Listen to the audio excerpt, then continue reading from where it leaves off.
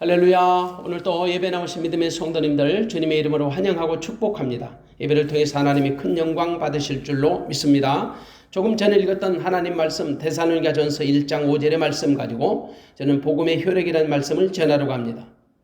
여러분, 바울 사도는 복음을 가장 잘 설명한 사람입니다. 누구보다도 그는 복음에 죽고 복음에 산 사람입니다. 복음 안에서 살고 복음으로 인하여 산 사람이지. 한마디로 말하면 복음의 사람이에요. 그래서 바울은 복음에 대해서 가장 쉽고 가장 많이 가르친 사람. 데살로니가의 복음을 전하고 교회를 세운 사람.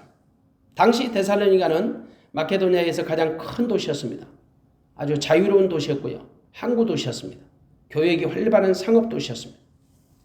바울이 제2차 전도여행을 떠나서 가장 먼저 유럽의 빌립보 교회를 개척했습니다. 그리고 두 번째로 개척한 교회가 바로 데살로니가 교회입니다.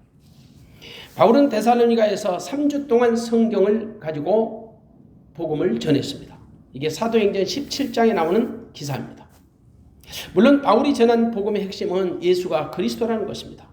예수 그리스도가 십자가에서 해를 받고 죽은 자 가운데서 다시 살아나실 분이라는 겁니다. 그래서 예수님의 십자가의 죽으심, 다시 사심은 어쩌면 복음의 양대 축과 같은 것이죠.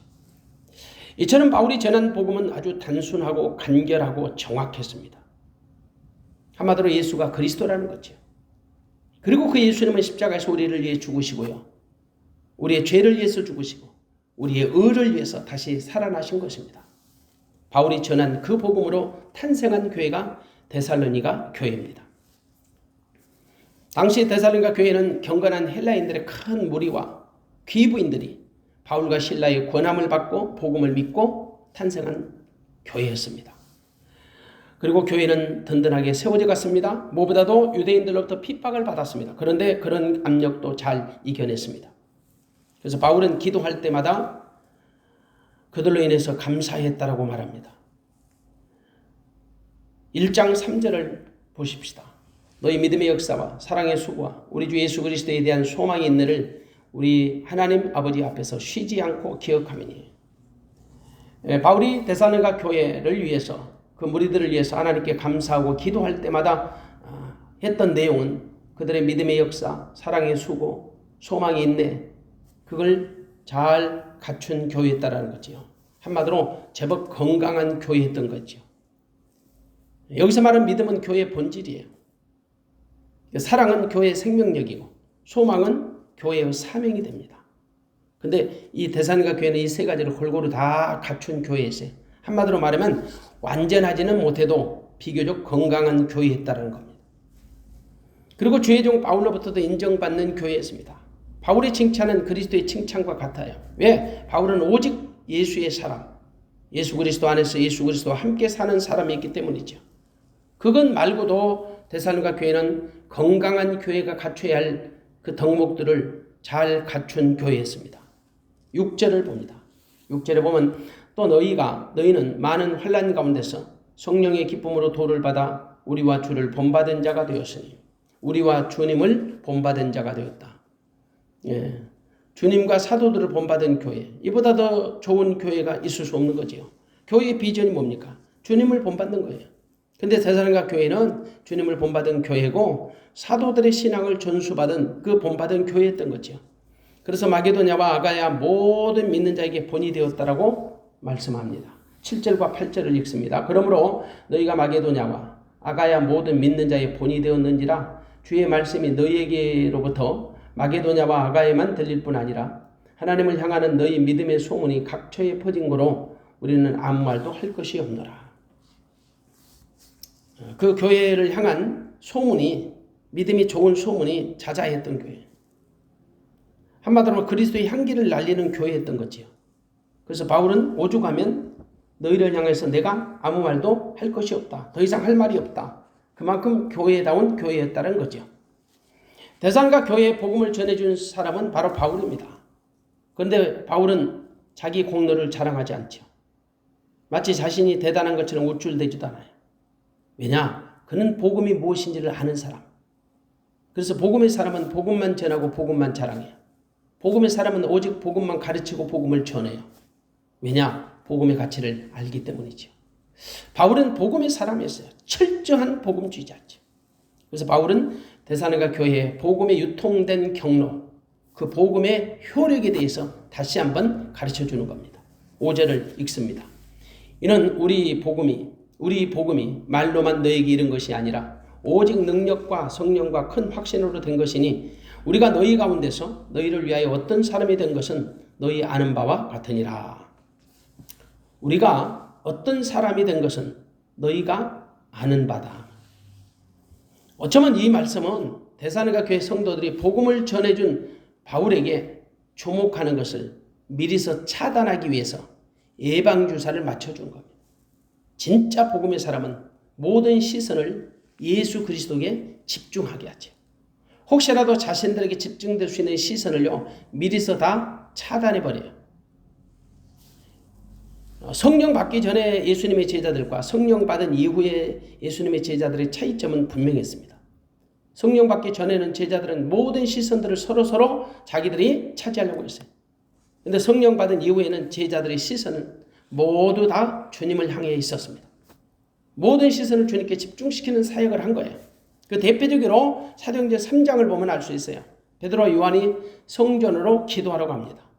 그러다가 성전 미문에 앉아 구걸하던 사람을 만나서 복음을 전하게 되죠. 물론 복음을 전하기 위해서 구걸하던 안진뱅이를 향해 자기들을 주목하라고 외칩니다. 그리고 복음을 전하죠. 은과 금은 우리에게 없거니와 우리에게 있는 것으로 주겠다는 겁니다. 베드로 요한에게 없는 것, 은과 금이지만 그들에게 있는 것이 있습니다. 바로 예수 그리스도입니다.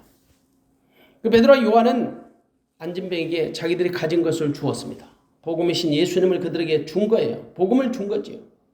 그리고 복음으로 말미암아 안진뱅이는 발과 발목이 힘을 얻었습니다. 그리고 치유함을 받게 된 거예요. 치유받았던 안진뱅이는 하나님을 찬미했습니다. 그자 주변에 있는 수많은 사람들이 베드로와 요한을 주목하기 시작합니다. 무슨 그들에게 대단한 능력이 있는 것처럼 말이죠. 그때 베드로가 그 무리들을 향하여 담대하게 외칩니다. 이스라엘 사람들아, 이 일을 왜 기여기느냐?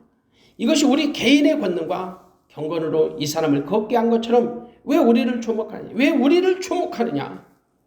이것이 바로 진짜 복음을 가진 사람들의 자세입니다. 왜 우리를 주목하느냐? 근데 복음을 갖지 못한 사람들은요, 오히려 자신들을 바라보게 해요. 자신들이 주목받는 것을 즐긴다. 그러나 복음의 사람은 전혀 그렇지 않지. 혹시라도 자신들에게 시선을 주목할까봐 노심초사하게 돼요.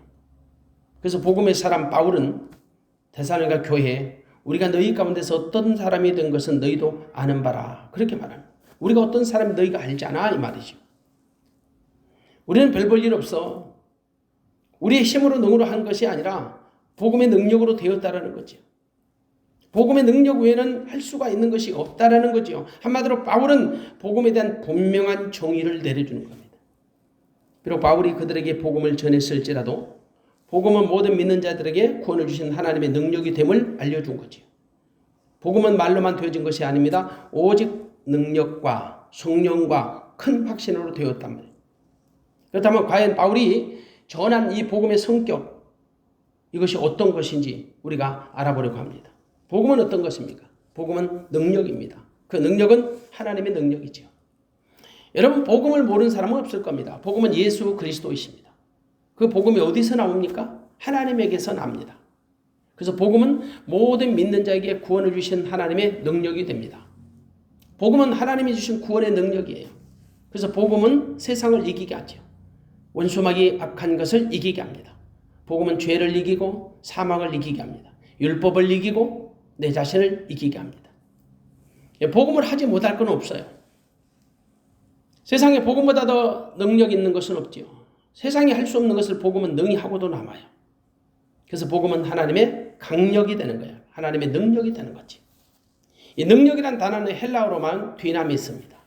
사도행전 1장 8절에 그 나오는 권능이란 단어, 성령이 너희가 임하시면 너희가 권능을 받고, 이 권능이란 단어가 바로 뒤나미스예요. 영어로는 다이나마이트죠. 폭탄이라는 거죠. 이 디나미스가 일반적으로 사용될 때는 힘과 어떤 세력, 물리적 세력을 의미하죠. 그런데 외적으로는 이적과 표적을 나타내요. 초자연적인 능력이지요. 복음의 능력은 세상 어떤 능력과 비교할 수 없어요. 어떤 강력과도 비교할 수 없죠. 복음은 세상이 감당할 수 없는 하나님의 능력 그 자체입니다. 하나님의 어마어마한 능력이 복음 안에 있어요. 복음 자체가 그런 능력을 갖고 있는 거지요. 그래서 복음의 능력을 체험하면 변화되지 못할 사람 하나도 없습니다.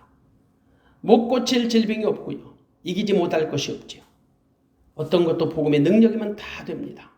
복음의 능력이 가해지면 능치 못함이 없는 거예요. 그래서 복음은 세상을 변화시키는, 세상을 구원하는 하나님의 능력이 됩니다. 복음은 모든 질병을 치료하는 능력이에요. 슬픔을 기쁨으로 바꾸는 능력, 절망을 소망으로 변화시키는 능력이 됩니다. 누구든지 복음의 능력을 체험하면 인생이 바뀝니다. 영혼이 바뀌고요. 삶이 바뀌어요. 그래서 복음보다 더 강력한 것은 없습니다. 그러면 구체적으로 복음이 하나님의 어떤 능력이 되는지 한번 알아봅시다. 복음은 죄사함의 능력입니다. 어떤 인간도 죄로부터 자유하지 못하지. 모든 사람이 죄를 범하였습니다. 그래서 모든 사람은 죄 때문에 죽습니다. 그러나 복음에는 죄를 사하는 능력이 있습니다. 죄사함의 능력은 복음 외에는 없어요. 세상에 누가 어떤 능력으로 인간의 죄를 사할 수 있겠습니까? 오직 복음 외에는 죄사함을 받을 수 있는 능력이 없는 거예요. 그래서 복음 안에 있는 자는 죄사함을 받은 겁니다. 복음의 능력을 받은 겁니다. 에베소서 1장 7절에 말씀합니다. 우리가 그리스도 안에서 그의 은혜의 풍성함을 따라 그의 피로 말미암아 구속 곧 죄사함을 받았습니다. 예수 그리스도 안에서 그분의 은혜의 풍성함을 따라 예수님의 피로 우리가 구속 죄사함을 받았다. 죄사함을 받았다. 믿는 자는 누구든지 그리스도 안에서 죄사함을 받은 겁니다. 로마서 4장 7절의 말씀인 그 불법을 사하심을 받고 그 죄를 가리우심을 받은 자는 복이 있다. 그 불법을 사하심을 받고 그 죄를 가리우심을 받은 자는 복이 있다라고 말씀합니다. 세상에서 가장 복된 사람, 죄사함을 받은 사람. 근데 그 죄사함은 복음 안에 있는 하나님의 능력이지요. 예수를 그리스도로 믿는 자는 죄사함을 받은 사람이에요. 이른바 복음의 능력을 받은 사람, 복음의 혜택을 받은 사람. 또한 복음의 능력은 저주에서 우리를 자유케 합니다. 복음의 능력은 단순히 죄사함을 선포하고 끝나지 않습니다. 죄의 권세로부터 자유함을 얻는 것입니다. 해방을 받게 됩니다. 더 이상 죄책감을 느끼지 않는다는 겁니다. 사실 예수를 믿고도 죄의 무게를 이겨내지 못하고 눌려서 살아가는 사람들이 많아요. 죄로 인한 중압감을 이겨내지 못하고 의기소침하여 주눅들어 살아가는 성도들이 의외로 많다는 거죠. 한마디로 자기들이 순간순간 저지르는 그 죄의 절대적 무게 때문에 자유하지 못하고 살아가는 사람들이 많아요. 여러분도 한 번씩 그런 경험이 있잖아요. 죄에서 자유하지 못한 사람들은 자기 구원에 대한 확신도 부족합니다. 한마디로 그런 사람들은 영적 컨디션이 좋으면 구원을 받은 것 같은데 영적으로 다운되거나 혹은 죄의 딜레마에 빠지게 될 때 구원에 대한 의구심이 생겨요. 이것은 죄로부터 자유함을 받지 못한 사람들의 특징이죠. 물론 무조건 죄에 대한 담력을 가지라는 말은 아니에요.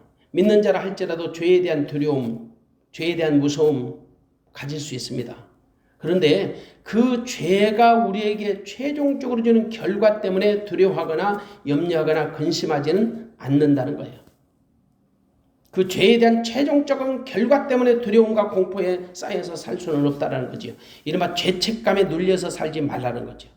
모든 죄로부터 우리를 자유케 하시려고 복음을 주셨잖아요. 그래서 누구든지 복음을 믿기만 하면 죄로부터 자유함을 얻게 돼요. 바로 모든 믿는 자들이 구원을 주신 하나님의 능력 때문이죠. 이른바 복음의 능력이라는 말이에요. 그리고 복음의 능력은 예수 그리스도의 통치를 받게 하는 능력이에요. 죄사함을 받고 죄에서 자유하는 것도 복음을 통한 하나님의 능력입니다. 근데 복음이 주시는 가장 위대한 능력이 있어요. 복음이신 주님 안에서 주님의 통치를 받고 주님과 함께 살아가는 것입니다. 내 안에 계시는 주님으로부터 내 마음과 생각이 지배를 받고 살아가는 능력을 받는 거예요. 다시 말합니다. 내가 사는 것이 아니라 내 안에 그리스도께서 사시는 거죠. 그래서 우리가 주님의 이름으로 사는 겁니다. 주님의 은혜로 사는 것입니다. 주님의 능력으로 사는 것입니다. 그것이 바로 복음이 우리에게 주시는 하나님의 신비한 능력이 됩니다. 그래서 로마서 8장 9절은 말씀합니다. 만일 너희 속에 하나님의 영이 거하시면 너희가 육신에 있지 않고 영에 있나니 누구든지 그리스도의 영이 없으면 그리스도의 사람이 아니다. 그리스도의 영이 없으면 그리스도의 사람이 아니다. 그리스도 안에 있는 자는 복음 안에 있는 사람. 복음 안에 있는 사람은 하나님의 능력 안에 있는 사람. 누구든지 복음을 영접한 자는 복음의 능력을 받게 됩니다. 그러므로 복음의 가장 큰 능력은 죄에서 자유, 율법에서 자유, 사망에서 자유입니다. 우리는 이것을 그리스도의 3대 자유라고 합니다. 그리스도인의 3대 자유. 죄에서 자유, 율법에서 자유, 사망에서 자유하는 것입니다. 또한 복음은 어떤 것인가? 복음은 성령의 능력이 됩니다. 복음은 성령의 능력. 누구든지 성령으로 아니하고는 예수를 주시라고 할 수 없습니다. 고린도전서 12장 3절에 보면 성령으로 아니하고는 예수를 주시라 할 수 없다. 그러니까 예수를 그리스도로 영접하는 것은 성령이 아니고서는 불가능해요. 반드시 성령이 오셔야 예수를 그리스도로 영접할 수 있는 겁니다. 이른바 성령의 역사하심이 아니면 복음을 영접할 수 없어요. 그래서 복음은 성령의 능력이 됩니다. 성령이 우리 가운데 오셔서 우리로 하여금 예수 그리스도의 가르치심을 알게 하고 깨닫게 하고 믿게 하고 누리게 하십니다. 성령을 하지 않으면 아무도 예수님의 가르치심을 이해할 수 없고요. 깨달을 수 없습니다.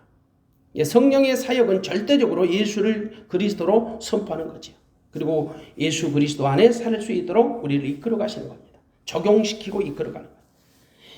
그래서 예수님은 요한복음 14장 26절에 분명히 이렇게 말씀하세요. 보혜사 곧 아버지께서 내 이름으로 보내실 성령, 내 이름으로 보내실 성령. 그가 너에게 모든 것을 가르치시고 내가 너에게 말한 모든 것을 생각나게 하시리라. 내가 너희에게 말한 모든 것을 내가 너희에게 가르쳤던 모든 것이 생각나게 하신다는 겁니다. 물론 그 보혜사 성령도 예수님이 아버지 하나님께 부탁해서 우리 가운데를 보내주십니다. 그 성령은 그래서 진리의 영입니다. 진리이신 예수님을 증거하는 영이시라는 말이에요. 그래서 성령은 오직 예수를 그리스도로 증거하십니다. 요한복음 15장 26절에 보니까 성령은 오직 예수를 그리스도라고 증거해요.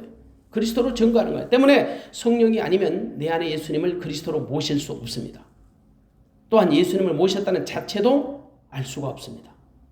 이 모든 것을 성령이 하시는 겁니다. 한마디로 하나님이 행하시는 모든 섭리를 성령을 통해서 알게 하시고 깨닫게 하시고 믿게 하시고 누리게 하신다는 거죠. 그러므로 복음을 통해 일어나는 모든 구원의 역사가 성령의 역사라는 말과 같습니다. 성령의 역사가 아니면요, 복음은 구경도 못해요. 각 사람이 성령이 오셔야 예수를 그리스도로 영접할 수 있는 겁니다. 예수를 영접해야 복음을 영접하는 것입니다. 그러므로 복음은 성령의 능력이 됩니다. 성령의 역사하심 그 자체가 됩니다. 그래서 바울은 고린도 교회 성도들에게 자신이 전하는 전도의 능력도 오직 성령의 나타남과 능력으로 되어졌다라고 고백하죠. 자신이 전도하는 능력마저도 오직 성령의 나타남과 성령의 능력으로 되어진 것이다. 복음의 능력은 성령의 능력과 같은 거예요. 또한 바울이 데살로니가 교인들을 향하여 이 복음의 효력을 얘기하기를 복음은 큰 확신이라고 말합니다. 복음을 가진 자는 확신을 갖게 되지요. 가져야 정상이지요. 복음을 가진 자가 복음에 대한 확신이 없는 것, 믿음이 없든지 아니면 바른 믿음을 가진 것이 아닐 겁니다. 한마디로 성경적 믿음을 가진 사람이라면 확신을 갖는 것이 중요하지요. 물론 확신을 갖게 하신 분은 성령 하나님이십니다. 성령으로 말미암아 내가 구원받은 하나님의 자녀임을 확신하는 거죠. 그래서 바울 사도는 로마서 8장 16절에 이렇게 말합니다. 성령이 친히 우리 영으로 더불어 우리가 하나님의 자녀인 것을 증거해. 성령이 친히 내 안에서 우리 영으로 더불어서 각자의 영으로 더불어서 내가 하나님의 자녀인 것을 증거하신다. 내 안에 거하시는 성령 하나님께서 나로 하여금 하나님의 자녀라는 사실을 증거해 주신다. 그 증거가 바로 확신이에요. 확신. 내적 확신. 이른바 성령께서 내가 하나님의 자녀라는 사실을 내적으로 확신케 해주신다는 말이죠. 성령의 내주하심을 경험한 자는 누구든지 자기 스스로 하나님의 자녀에 대한 분명한 확신을 갖는 것이 마땅합니다. 그래서 고린도 후서 13장 5절 말씀 우리가 너무 많이 보았잖아요. 너희가 믿음에 있는가 너희 자신을 시험하고 너희 자신을 확정하라. 예수 그리스도께서 너희 안에 계신 줄을 너희가 스스로 알지 못하느냐? 그렇지 않으면 너희가 버리운 자니라. 너희 안에 예수 그리스도가 계신 줄을 너희 스스로 알지 못하느냐? 만일 모른다면 너희는 버리운 자니라. 너희 스스로 확신을 가져야 정상이다. 만약에 그런 확신이 없다면 어쩌면 너희는 버리운 자니라. 그러니까 성령께서 우리 안에 확신을 주시면 누구든지 자기 구원에 대한 확신을 갖는 것이 정상이단 말이죠.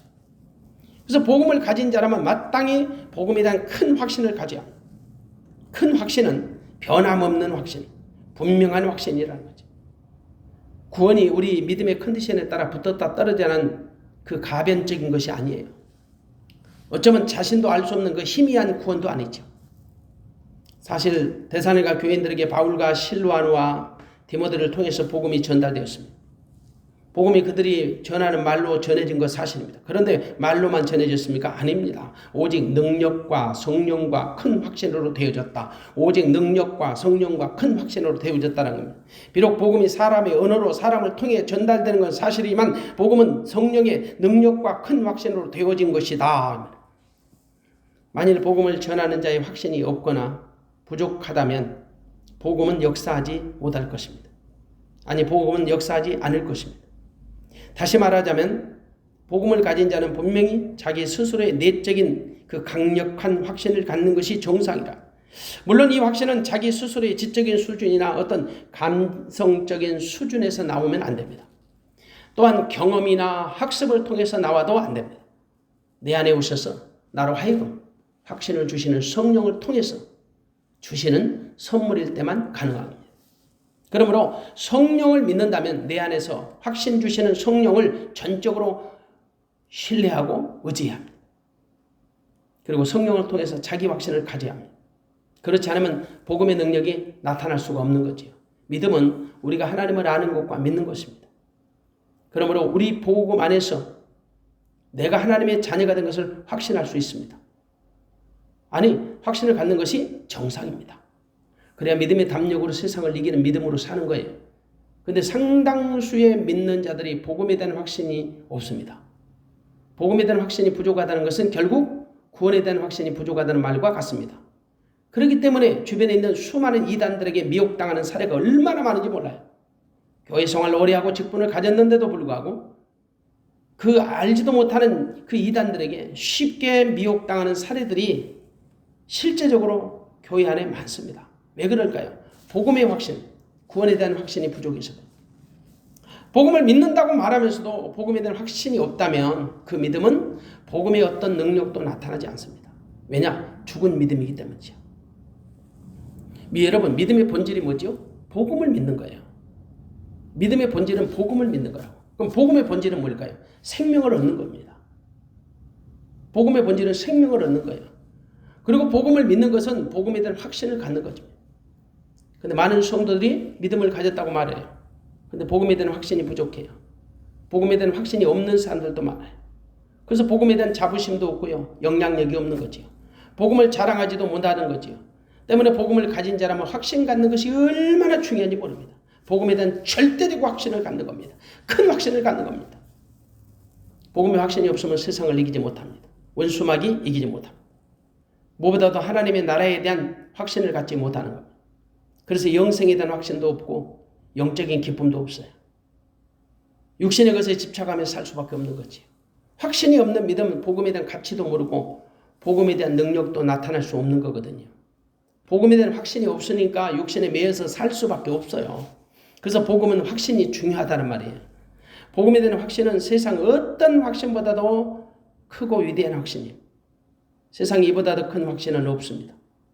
그래서 오늘 본문은 복음을 큰 확신이라고 말하고 있어요. 데살로니가 교인들을 향하여 바울이 지금 복음은 큰 확신이다. 다른 것은 몰라도 복음에 대한 큰 확신을 갖고 살아야 할 줄로 믿습니다. 이 확신이 없으면 복음으로 살지 못하는 말. 그러므로 만일 우리가 복음의 사람이라면 몇 가지 확신을 갖는 것이 중요합니다. 먼저 믿음으로 말미암아 얻는 구원에 대한 확신입니다. 구원은 믿음으로 말미암아 얻어지는 것입니다. 믿음으로 말미암아 얻는 구원에 대한 확신. 에베소서 2장 8절에 보면 너희가 그 은혜를 인하여 믿음으로 말미암아 구원을 얻었나니 너희가 그 은혜를 인하여 믿음으로 말미암아 구원을 얻었나니 이것이 너희에게서 난 것이 아니요 하나님의 선물이라. 이렇게 말씀하거든. 우리가 얻은 구원 하나님의 믿음을 통하여 주신 선물이라는 거지. 그러니까 이 구원에 대한 확신을 가져란 말이지.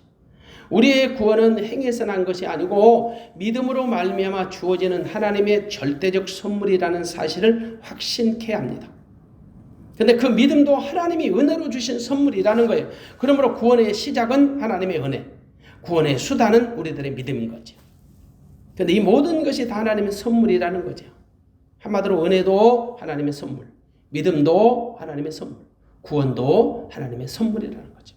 성도는 구원에 대한 분명한 확신을 가져야 합니다. 구원에 대한 확신은 복음을 이루는 가장 큰 확신이 됩니다. 그러므로 구원이 뭔지, 구원이 어디서 나는 건지 확신 갖는 것이 중요해요. 복음주의자라면 복음에 대한 확신을 갖는 것이 지극히 정상입니다. 만일 구원에 대한 확신이 부족하거나 구원에 대한 확신이 없는 상태로 신앙생활을 한다고 생각해 보십시오. 어쩌면 이것은 무모한 영적인 도박에 불과할 것입니다. 복음에 대한 확신이 없는데 어떻게 신앙생활을 합니까? 자신의 구원에 대한 확신이 없는데 어떻게 복음에 대해서 올인할 수 있습니까? 절대 어려운 일입니다.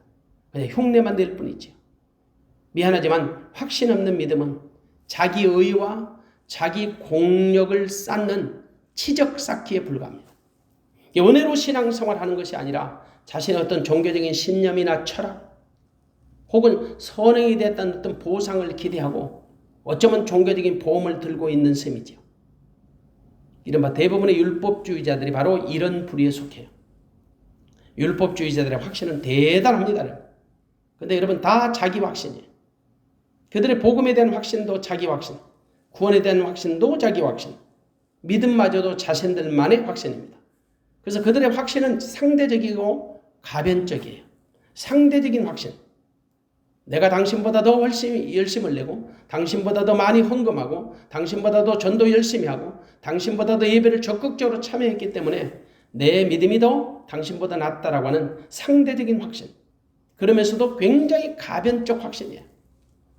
오늘 내일이 달라요. 영적인 컨디션에 따라서 심지어 구원도 붙었다 떨어졌다 해요.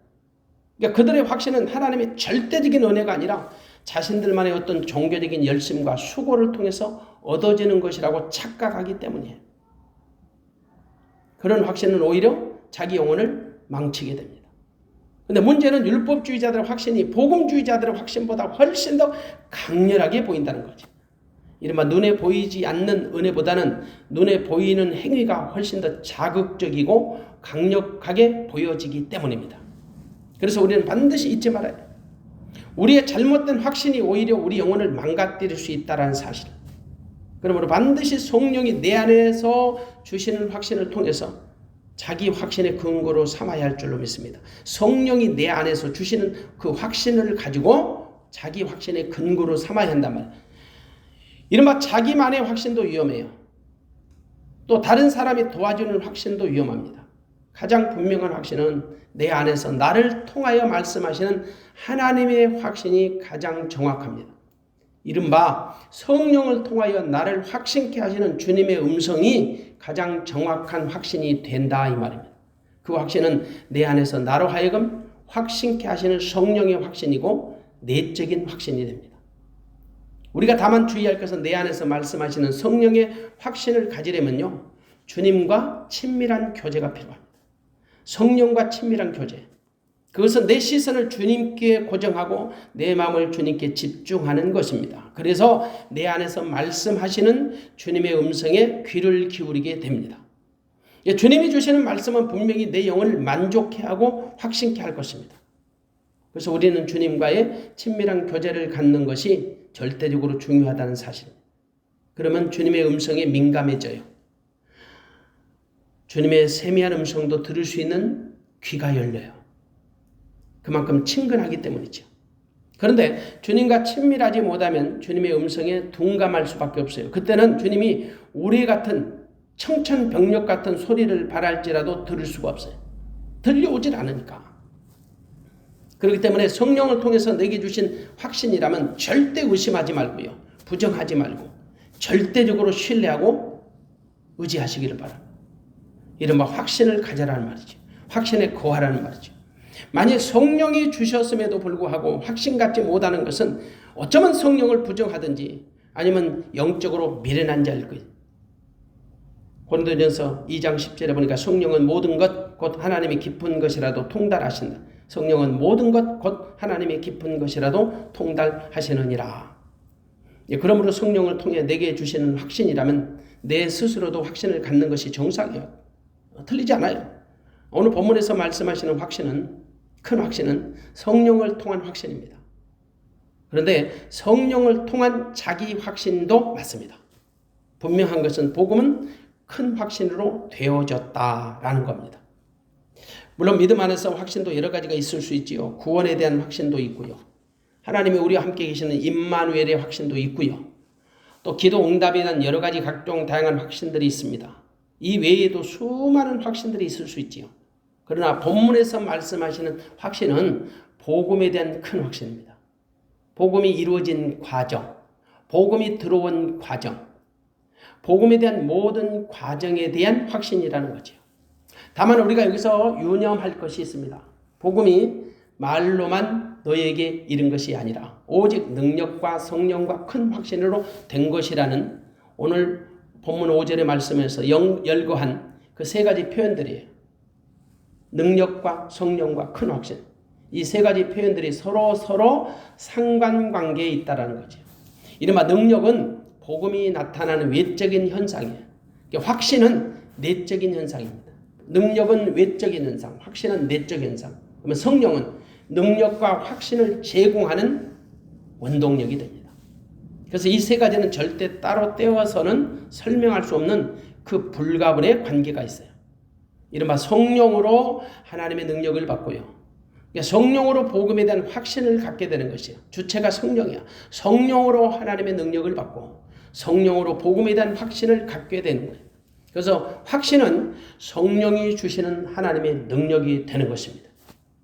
사랑하는 성도 여러분, 복음이 하나님의 능력과 성령과 큰 확신으로 되어준 줄을 믿습니까?